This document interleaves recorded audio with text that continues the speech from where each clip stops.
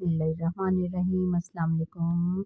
8 class आप लोग कैसे हैं? उम्मीद है कि सब बच्चे खैरियत से होंगे, अच्छा पढ़ रहे होंगे। हमने आपकी उर्दू की बुक शुरू की हुई है जिसमें हम आज सबक नंबर 6 कुदरती आफ़ात शुरू करेंगे। कुदरती आफ़ात शुरू करने से पहले सोचें और बताएं में 2 सवालात दिए गए हैं कि हम कुदरती आफ़ात से ख़ुद को कैसे महफूज रख सकते हैं। हम कुदरती आफ़ात से ख़ुद को बर वक्त उनका सद्देबाब करके महफूज रख सकते हैं।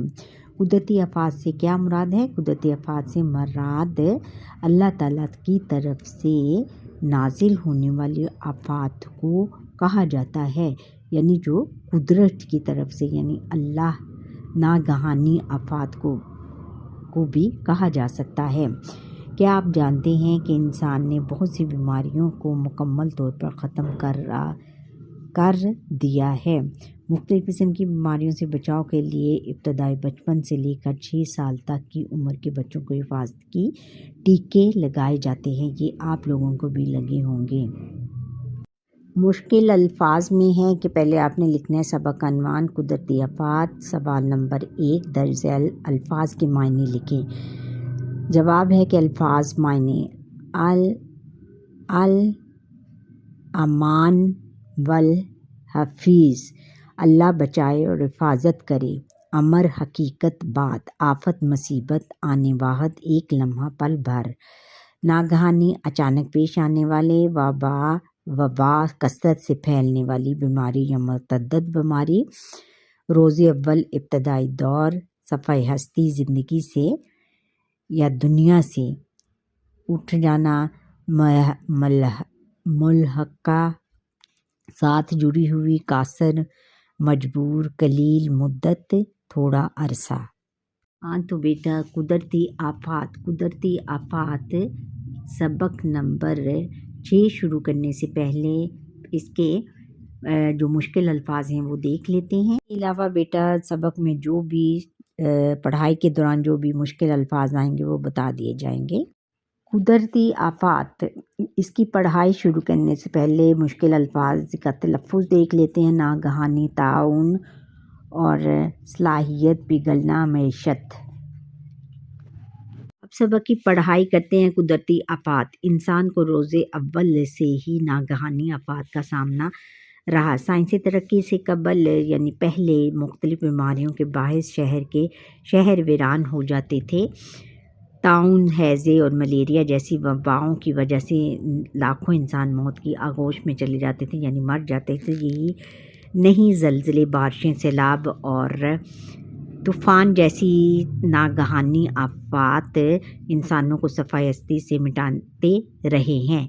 पहले दौर के इंसान ने क्योंकि ज़्यादा तरक्की नहीं की थी, इसलिए वो इन आफ़ात के सामने बंद बांधने में नाकाम रहे, इनका काबू पाने में नाकाम रहे। रफ्ता रफ्ता साइंस की तरक्की के बायस बीमारियों के इलाज दरियाफ्त होने लगे। वही ताउन जो पहले बस्तियाँ उजाड़ दिया करती थी, यानी बहुत तबाहकुन थी, उससे बहुत ज़्यादा अमवात होती थी, आज इस बीमारी का कहीं नामो निशान नज़र नहीं आता।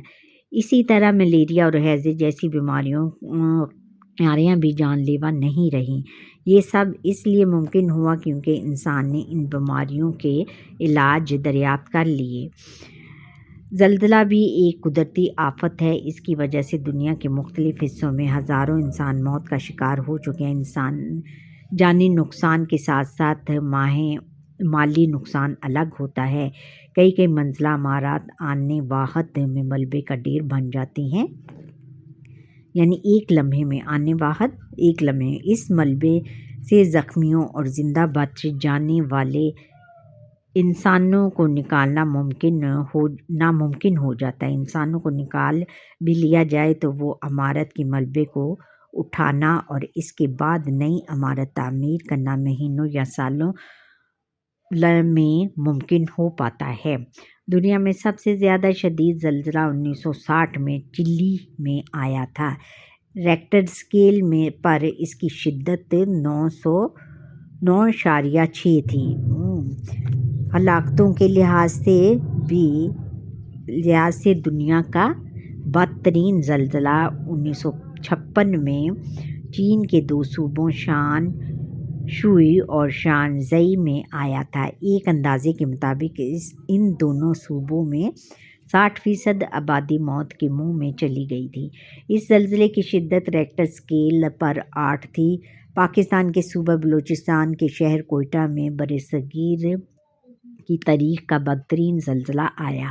31 مئی 1935 میں آنے والے اس زلزلے نے وہ تباہی مچائی کہ الامان والحفیظ اللہ بچائے 7.7 شدت کے اس زلزلے کی وجہ سے 60,000 کے قریب افراد موت کے منہ میں چلے گئے اور 60% سے زیادہ عمارات ملبے کا ڈھیر بن گئیں، یعنی ملبے کے نیچے آ گئیں، عمارت کے نیچے آ گئیں۔ جو ٹوٹی ہوئی عمارت اس کو ملبہ کہتے ہیں۔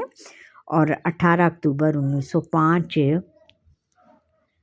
میں کو آزاد کشمیر کے علاقے مظفر آباد اور مہلکہ علاقوں میں اس کے 7 علاقوں میں 7.6 شدت کا زلزلہ آیا، جس کی وجہ سے 90,000 کے قریب لوگ موت کے منہ میں چلے گئے، جبکہ 75,000 سے زائد افراد زخمی ہوئے۔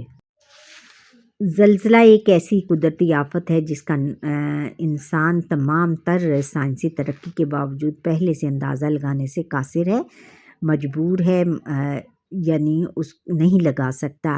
انسان موسموں کے بارے میں پیشین گوئی کر سکتا ہے اور وہ ٹھیک بھی ہوتی ہے، لیکن انسان ابھی ایسے آلات نہیں، محدود پیمانے پر ہی نہیں بنا پایا کہ جو اسے آنے والے زلزلے سے نہایت قلیل مدت قبل اس کا امکان بتا سکے، تھوڑی ہی مدت سے پہلے اس کا امکان بتا سکے، اس کے آنے کا وجہ بتا سکے۔ اور لیکن انسان بھی ایسے آلات یہ آلات ننھے نہایت حساس بلبوں کی مانند ہوتے ہیں، جنہیں فالٹ لائنز والے مقامات یعنی زمین کے ان حصوں پر کہ جہاں زیر زمین موجود مختلف براعظمی پلیٹیں ملتی یا ٹکراتی ہیں، نصب کر دیا جاتا ہے۔ جب زمین میں زلزلے سے ذرا پہلے جنم لینے والی توانائی کی لہریں ابھرنے لگتی ہیں تو یہ بلب جل اٹھتے ہیں، جن سے یہ پتہ چل جاتا ہے کہ یہاں زلزلہ آنے کا امکان ہے۔ یعنی بر اعظموں کو ملانے کے زمین کے نیچے مختلف بر اعظموں کو ملاتے ہوئے پلیٹیں بنی ہوتی ہیں اور ان پلیٹوں پر چھوٹے چھوٹے بلب لگا دیے جاتے ہیں، اور جب کوئی بھی ناگہانی آفت آنی ہوتی ہے تو یہ بلب جل جاتے ہیں اور انسان کو پتہ چل جاتا ہے کہ یہاں پر زلزلہ آنے والا ہے۔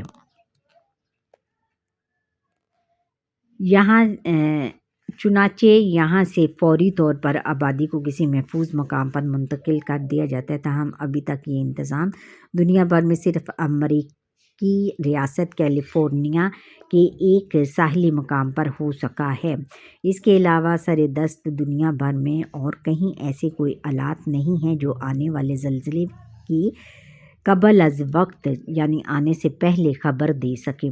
البتہ انسان ایسی عمارات بنانے کے قابل ہو گیا ہے کہ جو زلزلے کے جھٹکوں کو برداشت کرنے کی صلاحیت رکھتی ہے۔ جاپان میں اکثر زلزلے آتے رہتے ہیں جو ماضی میں بہت نقصان پہنچاتے رہے ہیں، لیکن اب سائنسی ترقی کی بدولت ایسی عمارات بنا لی گئی ہیں جو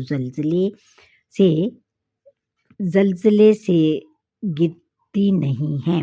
یوں انسان نے کچھ حد تک اس آفت پر قابو پا لیا ہے، تاہم ضرورت اس امر کی ہے، اس بات کی ہے کہ ایسے آلات بھی بڑی تعداد میں بنائے جائیں کہ جو ایسی آفات کی پیشگی پہلے سے اطلاع دے سکیں۔ زلزلے کی طرح سیلاب بھی انسان کے لیے ڈراونا خواب رہے ہیں۔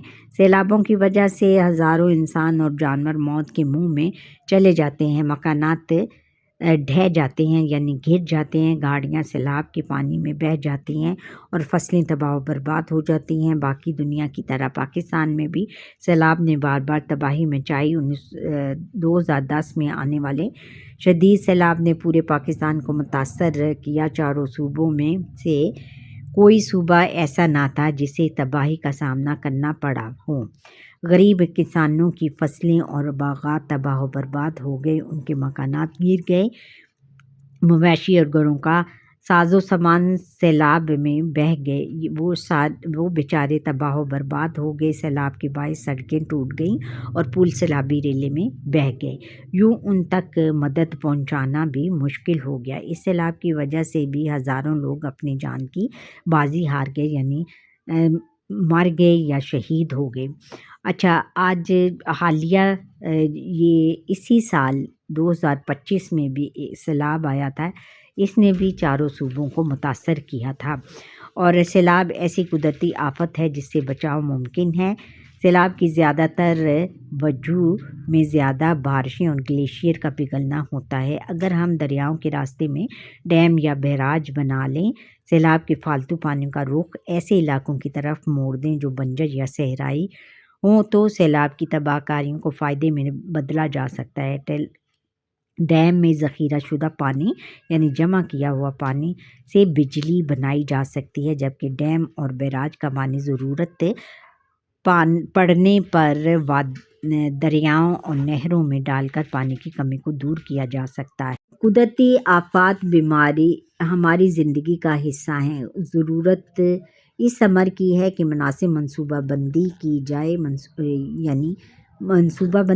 جائے، یعنی اس پر اس کی جو ہے پیش گوئی کی جائے، یعنی ان کا بندوبست کیا جائے تاکہ ان آفات کی وجہ سے نقصان کم سے کم ہو اور ملکی معیشت کا پہیہ چل سکے۔ یعنی ملکی معیشت یعنی جو ملک کا جو پیسہ ہے وہ ضائع ہوتا ہے وہ محفوظ رہ سکے۔ ہم نے سیکھا سائنسی ترقی کی بدولت اب قدرتی آفات سے کم نقصان ہوتا ہے۔ معاف کیجیے گا، انسان ابھی تک زلزلے کی پیشگی اطلاع دینے والے آلات نہیں بنا سکا۔ زلزلے کی پیمائش جس پیمانے سے کی جاتی ہے اسے ریکٹر اسکیل کہتے ہیں۔ اب ہم اضافی سوالات کے جواب دیتے ہیں۔ سبق کا عنوان قدرتی آفات، اضافی سوالات۔ سوال نمبر 1 ہے کہ ناگہانی آفات کیا کرتی ہیں؟ جواب ہے کہ ناگہانی آفات جیسے زلزلے، بارشیں، سیلاب اور طوفان وغیرہ انسانوں کو صفحہ ہستی سے مٹا دیتے ہیں۔ اور سوال نمبر 2 ہے کہ بیماریوں کے علاج کیسے ممکن ہوئے؟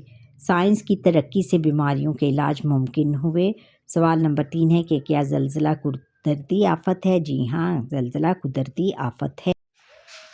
سوال نمبر 5 ہے کہ کوئٹے میں آنے والے زلزلے کی شدت کتنی تھی؟ جواب ہے کہ کوئٹے میں آنے والے زلزلے کی شدت 7.7 تھی۔ سوال نمبر 6 ہے کہ کیا ہمیں سیلاب کا پہلے سے پتہ چل سکتا ہے؟ جواب ہے کہ جی ہاں، ہمیں سیلاب کا پہلے سے پتہ چل سکتا ہے، زیادہ بارشوں اور گلیشیئر کے پگھلنے سے۔ سوال نمبر 7 ہے کہ 2010 کے سیلاب نے کیا کیا تھا؟ جواب ہے کہ 2010 میں آنے والے سیلاب نے پورے پاکستان کو متاثر کیا۔ چاروں صوبوں میں سے کوئی صوبہ ایسا نہ تھا جسے تباہی کا سامنا نہ کرنا پڑا ہو۔